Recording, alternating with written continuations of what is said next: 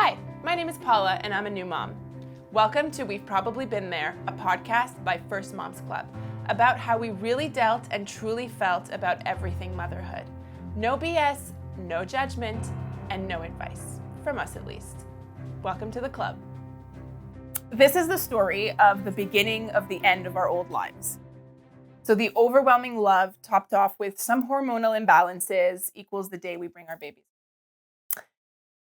So, little context on my story. So we're done being at the hospital. You know, I finished my quota of sleeping there, and we bring Maya. We put her in this what looks like this huge car seat. Put her in the car seat. Bring her home.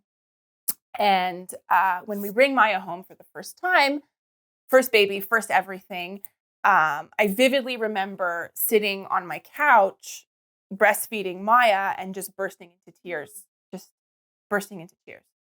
And my mother was here and Matt was here and they were trying to help me, be comfortable, this and that. And I just started crying. And my immediate thought was like, that's it, postpartum depression. Got it. That's what's going to happen to me. And I'm going to be crying every day and this and that.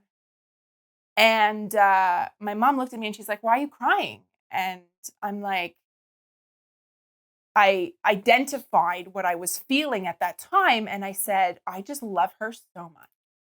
Like I cannot, the feeling that I was feeling was overwhelming love. And it was so foreign to me because I've never felt that before. And then I told myself, I'm like, I'm going to cry. I told myself, I'm like, this is what unconditional love feels like. And I've never felt like that before. And it scared me. And I told myself, actually, my mother told me, she's like, she looked at me, she's like, yeah, like, look at me like I was a foreign person. Like, why are you crying? She's like, yeah, you're a mom now. I'm like, oh, this is what that feels like. I'm like, no, thank you. Rewind. Too much. Don't want to feel this anymore. I would have given anything for that feeling. You see? Yeah, I would have given anything for that feeling.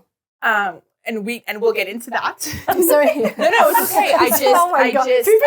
No, not at all. And anyway, so just to say, that day was so important to me, and she changed me, and obviously kids change you forever, but I just remember feeling those foreign feelings and anxieties and, let alone like, what do I do? And oh my God, am I cleaning her umbilical cord right? And this and that. And it's just, the overwhelming love that was just rushing through my body was the scariest thing I've ever felt in my life.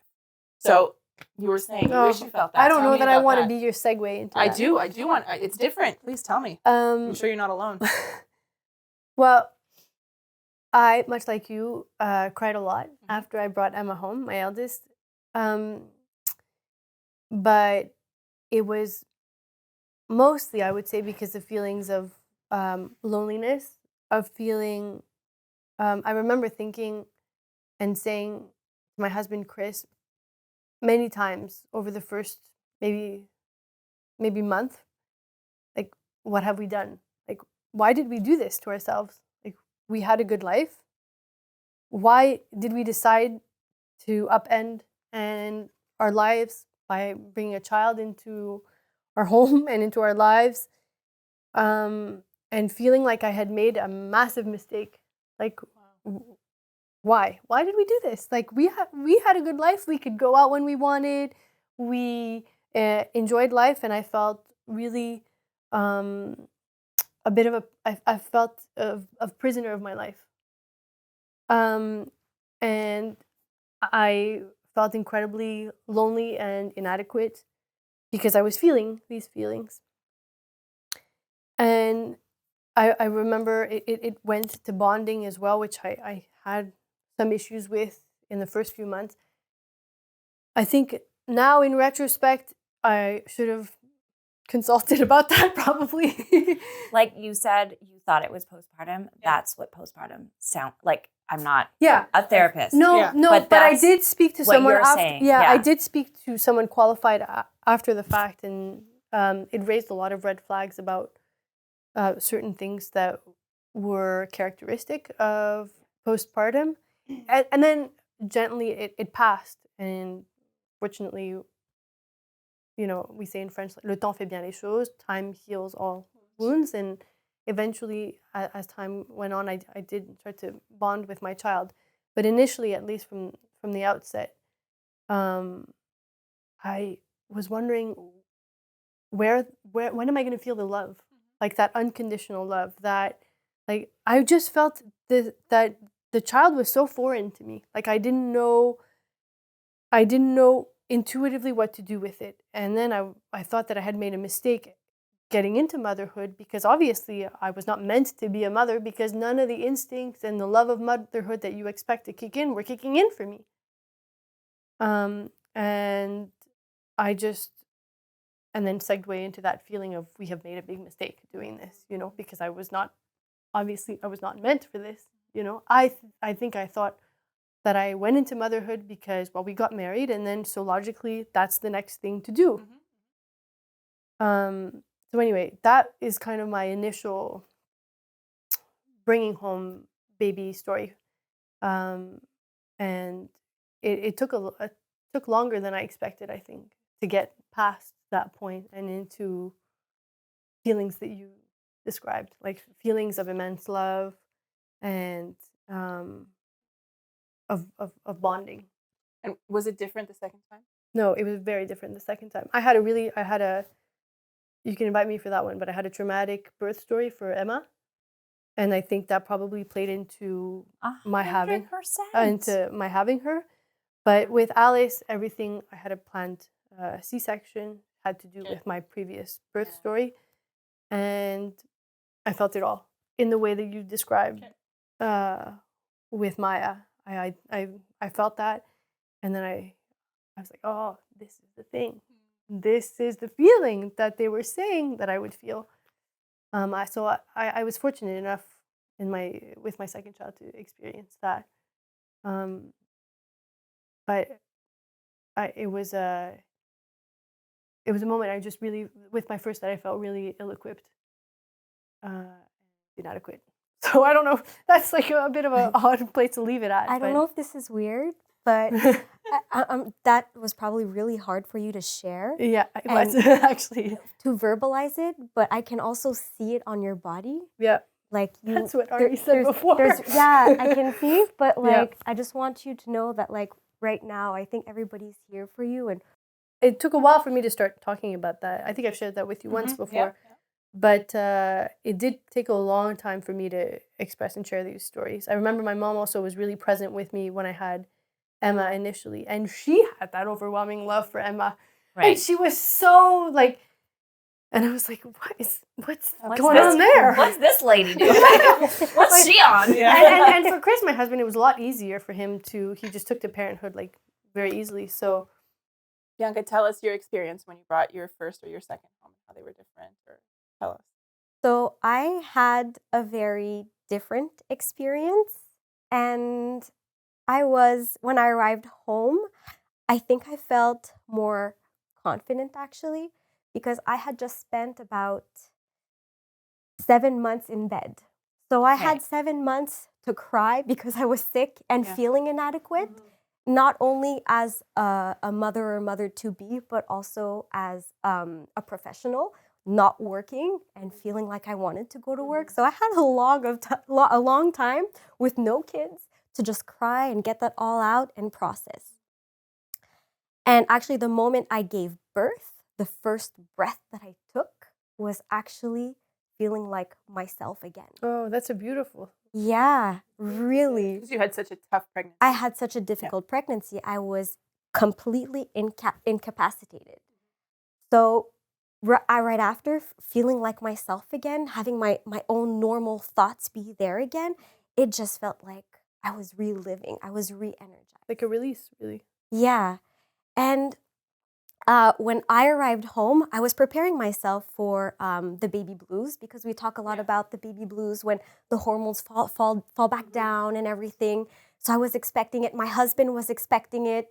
And when that did happen, instead of having a baby blues, I actually experienced what I'd call a baby high.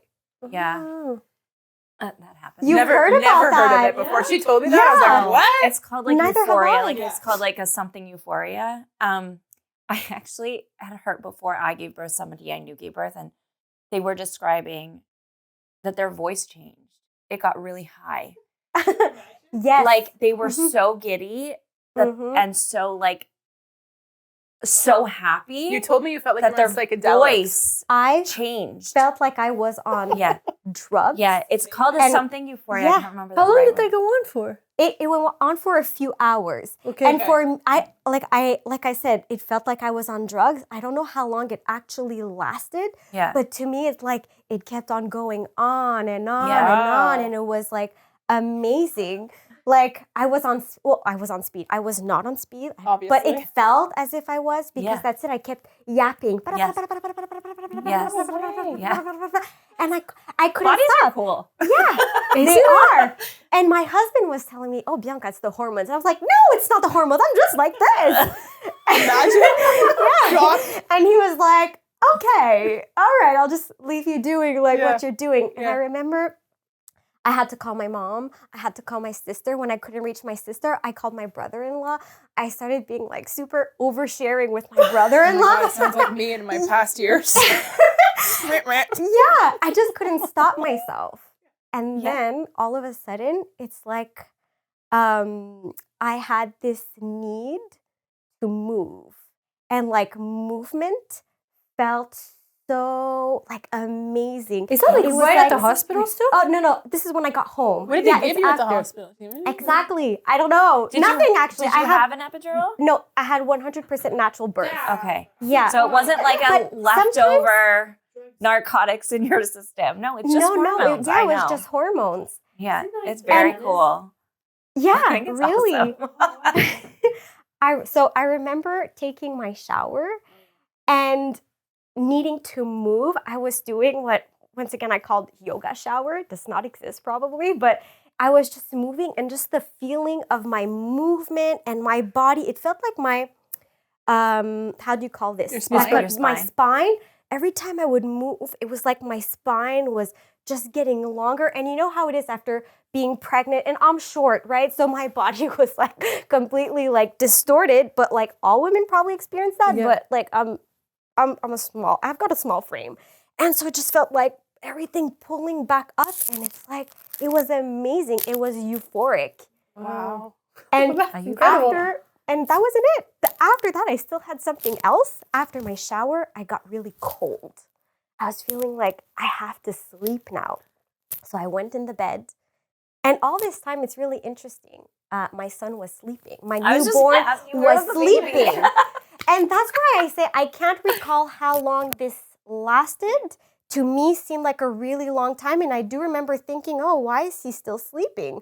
But he would always eat well and everything. So I didn't feel concerned that he wouldn't get the proper food intake. He had actually just gone through a lot of, the cluster feeding. Yeah. So I felt a little bit at ease about that. So I went under my covers to get warm, and I had the covers over my head, and I was in a little ball, and I became my son. Pardon? I became my son as a fetus. Yeah, it was like I'm saying. I love was that you like remember under every moment. Yeah, 'cause well, it was sometimes very if you're meaningful very high, to you me. won't remember, but this is like, But there were no drugs involved. It was just Right. hormonal.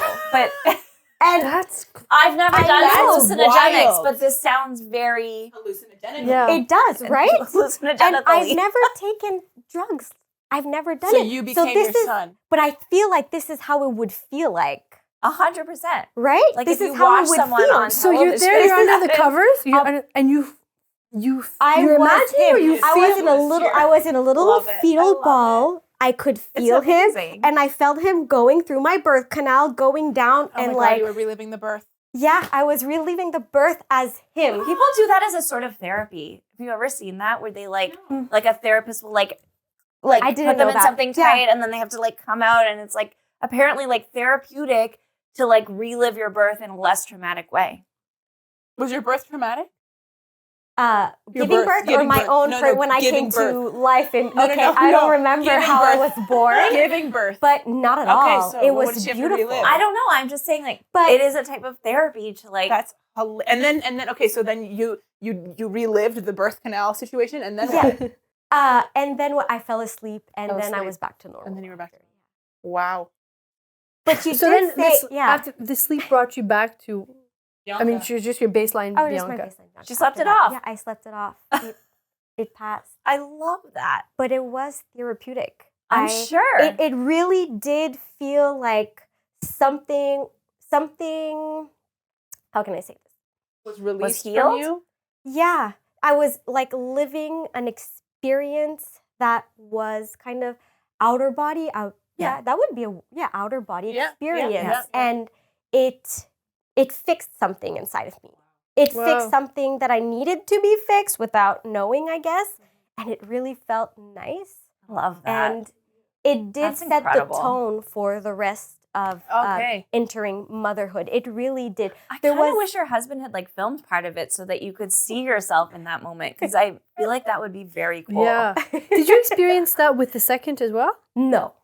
Okay, so it was a one-time thing. Oh, it was a one-time thing. Yeah. That's interesting.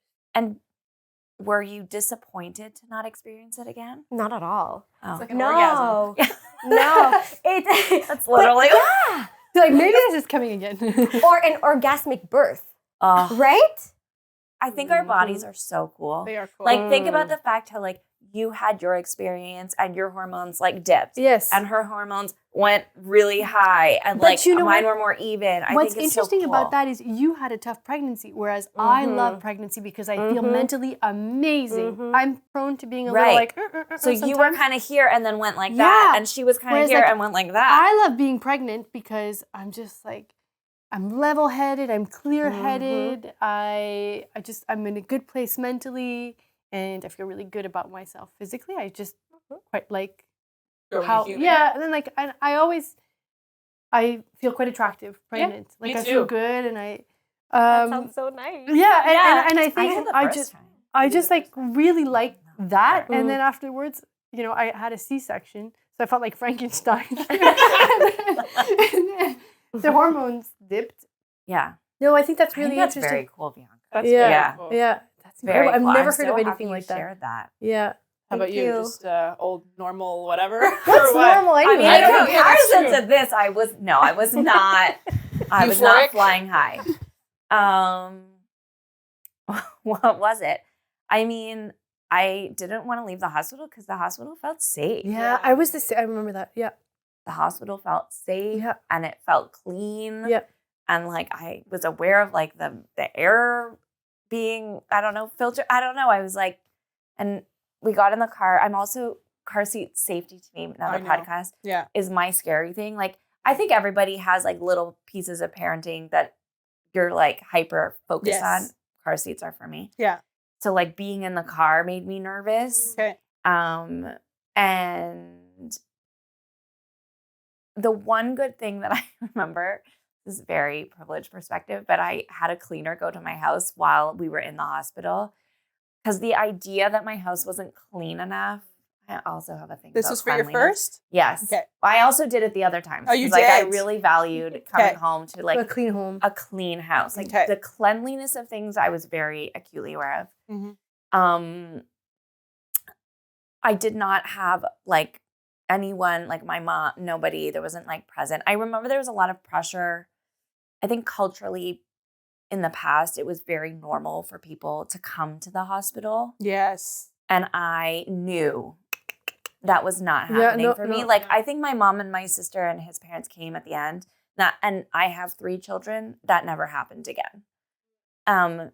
I was like, okay, I'm gonna tell this story. My mother-in-law, if she watched this, is not gonna be happy about it. But I love it. I was induced The first time. all 3 times, All 3 but yes, times. the first time. Okay. This story is about the first time, and I really was aware that I didn't want people around. So we didn't tell anyone that I had like started the induction Okay. until they like broke my water and like things were really happening. Yeah. And we were not great at keeping people up to date as things were progressing. Well, as is normal. You were in the moment. Trying to be. I mean, yeah. Okay. So I think for my eldest, I gave birth at night. I knew it was at night because as I'm like, literally the baby has come out of me. They're still sorting things out down there. I'm breastfeeding. The nurse comes back in and goes, your in-laws are here. I go, what? They were like at a dinner party. They had wine. They got into like I really hope was a cab. They showed up at the hospital, and I was like, I mean, my husband and I were both. This was not an appropriate time for in-laws to walk in at all. I was very much, the baby had just exited me. And so she went back and she said, I'm so sorry, you can't come in. They were not happy. Wow. Yeah. But the idea of like people being around, I was very conscious of. And when we went home, you know, I was the first of my family for a very long time. I was the first of a lot of my community. And people wanted to come visit. Yeah. And people got mad. There were certainly severances because I was like, no, like, you know, this is our time. Yeah. We'll talk about breastfeeding another time, but like the first couple of weeks of breastfeeding my first baby, like I was nude. Yeah. A lot. Same. I did not put a shirt on. And so limiting that was important. People were not understanding that. That was very present in my mind of like our coming home story was like that there was a lot of like the visitor piece and people who didn't have kids weren't understanding. People that had kids were not understanding. Yes. Really? Because I think that it was just, that's the way it was. People were in the past, people were in the room with you. And like, that was just not going to work for me. But it's so difficult to set a boundary to start with. And also when people get upset at it, that's really hard. I'm okay with upsetting people at holding a boundary, especially when people get upset. I'm like, you know, even more so. I'm like, no, like then this was there for a reason. You know, like we needed that boundary because if your reactions to of course be upset with me when I'm setting this boundary and I just birthed a human, that boundary really needed to be there. So I was like okay with holding that. But yeah, I just remember that a lot. And I remember I'm trying to think of how I was feeling. I think pretty balanced. I remember my mom was aware that I was going through a tough time. Maybe not the extent of it, but to a certain degree she was. Or at least I was saying a lot that I was having a hard time with not sleeping and things of that nature. And she said to me often, and she would repeat this, and I found it really sort of basic, but so helpful. She said, everything passes. All of your feelings pass. The way that you feel, everything's a like, phase. It's not for always. Because I think when you're feeling those really difficult feelings, part of the darkness of it and the loneliness is that you don't know, you can't imagine getting yourself out of them. You know, probably if you were to think rationally, I will get out of this. This feeling is not permanent. But in the depths of it, it's hard to imagine how you're going to get out of it. And she would say that continuously to me. Like, she would say, ça va passer. Like, it's a phase. Yeah. Like, it's now, and it's difficult now. And it may be difficult for a while still, but it is a phase, and it will pass. And I just clung on to that, you know? Like, and it almost makes you feel a little bit more at peace with the hardness of it all, knowing that it's a phase. You can kind of live it with some acceptance because you can't accept if you think I'm going to be feeling like this always, then you feel the need to get out of it. But if you know it's going to pass, you can accept. And I think that is a very basic concept, but it always bears reminding when you're going through any kind of hard time, motherhood, in early days of motherhood or other phases, that things pass, you know, that those feelings are not to stay with you for always. I don't remember if you told me that, but I remember when I brought Maya home and I was changing her in my mudroom on the counter or whatever. I called you because you had kids before me. And I remember I called you and I don't know what it is. She wouldn't stop crying. She wouldn't I don't know. There was something and I called her. And I think you told me, you had probably told me that, like, you know, like I've been through it. It's like, it's going to pass. It's a difficult moment. And I still think about that now, like just motherhood in general, difficult moments pass. And it's very comforting for me, at least, to think that way, because again, like, you know, it won't last forever. Yeah. On the flip side, you know, there's also the anxieties I feel towards the things don't last forever as well. Yeah. Because I was Where- going to say, yeah. everything's a phase, the good and the bad. Exactly. So, the newborn phase, like, again, social media. Maybe I should just stop social media altogether. think I you can't now, should. but, anyway, like, just giving, this is a phase. The newborn phase is a phase. You really have to hold your baby and be with your baby. Look at your baby. It's going to go away in a flash of an eye. And I'm just like, but People really need to stay quieter. Yeah. Because But I think people mean well. You see, like, I know. like Also, because, can we give like a moment of appreciation to how wonderful your mom is? Oh, By the way, she's a saint. I know handled it really said what you needed to hear. yes, Yeah. yes. And She's very good for that. She's and like she, none of it is groundbreaking ever. Like it's not like what she's saying, but hearing it at the right moment in the right way is very important. hope. Like that's Yeah. everything. Yeah, that is true. It's and that's what you gave me. And that's what my friends, and that's why we're doing this, is because my friends validated my feelings. Vanessa helped me through a tough moment just by saying, like, I've been there. It's okay. Like, it's normal. It's going to pass. Don't worry about it. Yeah. I think, the word overstimulated. Yes. Do I know it? Yes. So I never knew that word. And I think that word describes a lot of what those hard moments were for me. Like the crying, like the noise. I don't know. noise. When I became The a parent, noise. it's as though my ears like went on super drive.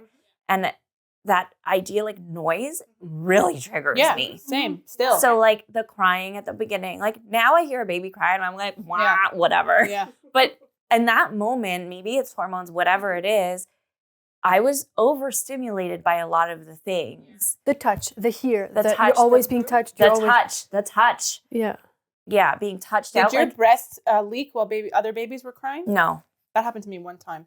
Me I was too. like, what the fuck is happening?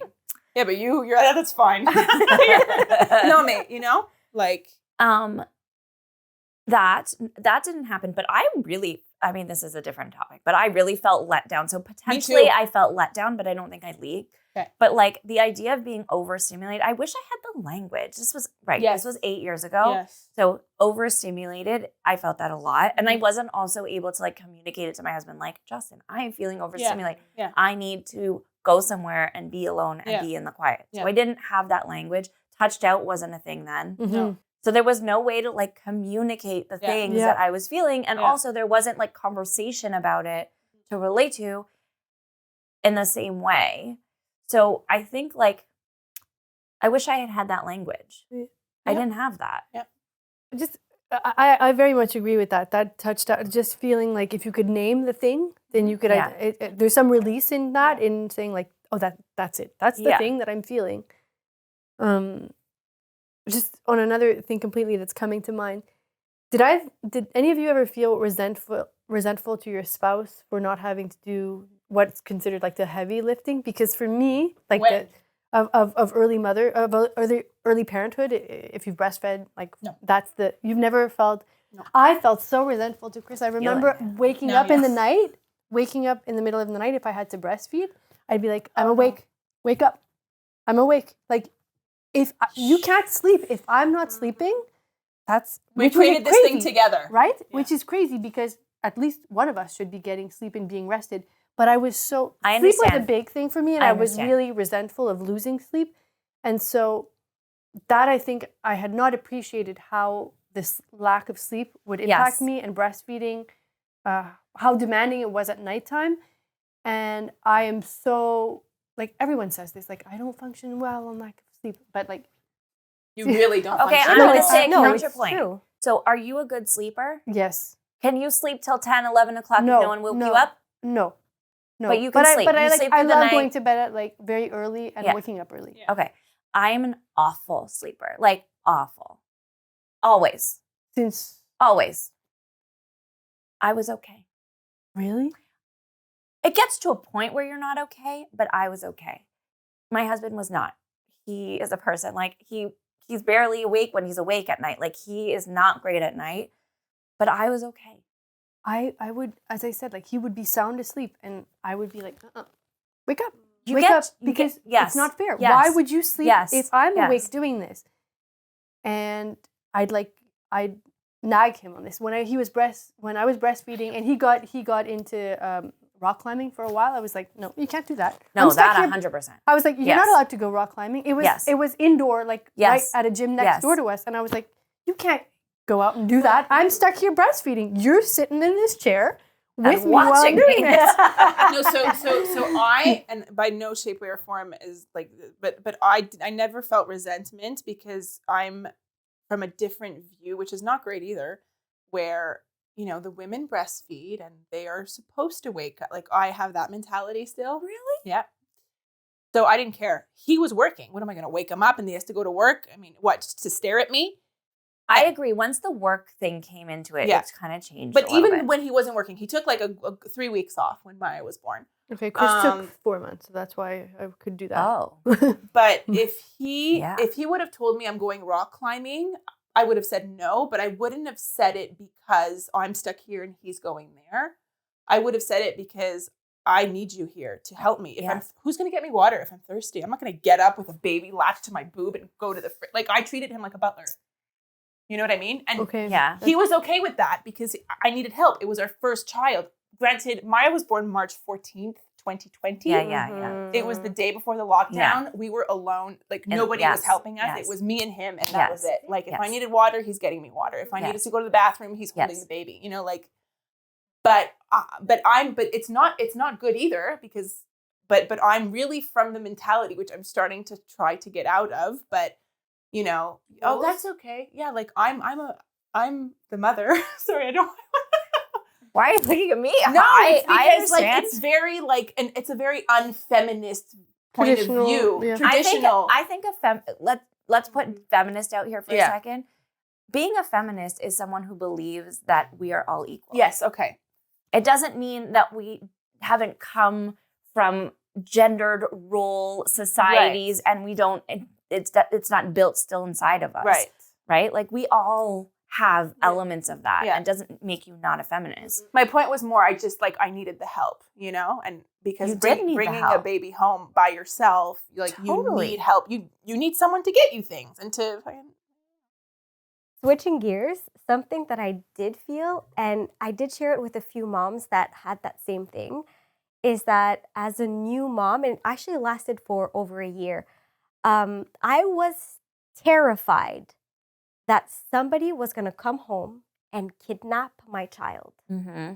Intrusive thoughts. Yes, absolutely. Yes. So you genuinely believe this could happen? Yes, I did. Well, I mean, I rationally I knew, it's not going to happen. But I would wake up and make sure, like, let's say I was sleeping, I would wake up and make sure he was in his bed or like sleeping next to me. Okay. Or let's say he was napping and I wasn't sleeping, I would go check on him to make sure he was there. And it was waking you up? Was it waking me up? I can't recall, but if I would wake up, I would check. That's a thought that would pop up. Yes. When I would wake up. I would check if they were still breathing, but I wouldn't check if they were still there. You could have been experiencing. Oh, yeah, absolutely. Yeah. For that, yeah. Like, even walking outside or being in the park or... Was anxiety inducing? Well, no. I would go outside, like, every single day. It wouldn't stop me from doing things. But the thought would enter your mind. The thought would enter my mind. Mm-hmm. Yeah, keep your baby close. Like, nobody's going to snatch him away, kind of. So I guess you didn't have very many visitors. Well, with COVID. Oh, that's true. That's true. No, we had absolutely no visitors. Yeah. But it didn't. We gave birth at exactly the same time, both times. Yeah.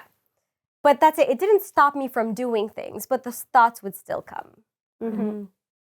Thoughts are hard. You could do a whole episode on that. Really? Yeah. I do want to say something. Sorry. No, because these are like your anecdotes. Yeah, well, they're not that great now that I think about it. And they don't fit in all that well. Share it. They feel a bit forced now, actually. No, it's fine. But two things that I was thinking about, because tacking onto your car seat. Sorry, we were so ill-equipped when Emma was born that we brought the car seat and then we fussed at the hospital. Chris did for about an hour.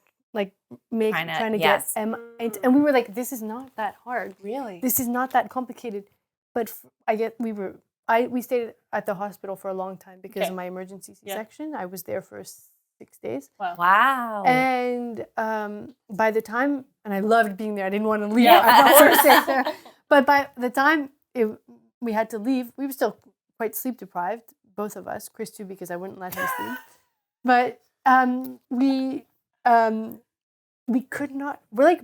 But what does it mean? we're- Like you couldn't no, buckle the thing? I don't get it. I can't. well, To because you this have to day, feed it through. yes, to this day, There's things to do. it's okay. To this day, okay, we are still like relatively like intelligent people. We could not figure it out.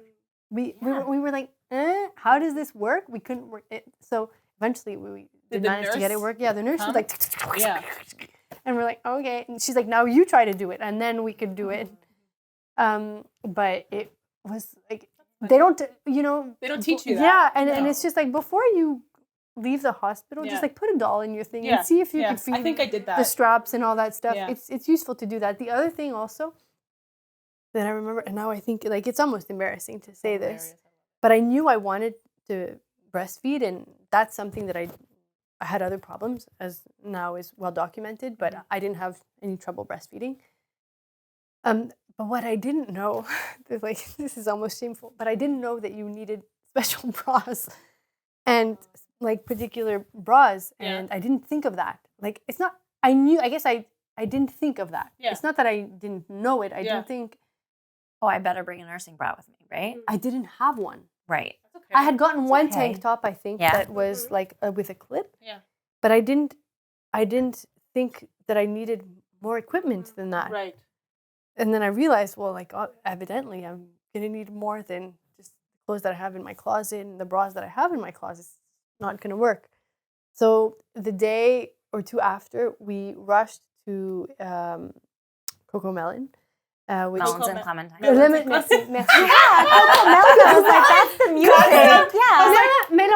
Your kids didn't even watch Coco Melon. C'est quoi? Melon Melon et Clémentine. Yeah. That's where I went too. And then I bought everything I needed there to properly do the breastfeeding. But also, we brought Emma in the carrier to Coco Yeah.